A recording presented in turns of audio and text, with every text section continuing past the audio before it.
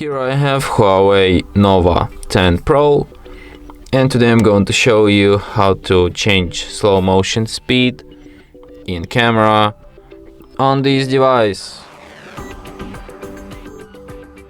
So to do this, firstly you have to open camera, then switch to the slow motion mode by going to more, select slow mo, and by tapping on this icon here you can change slow motion speed.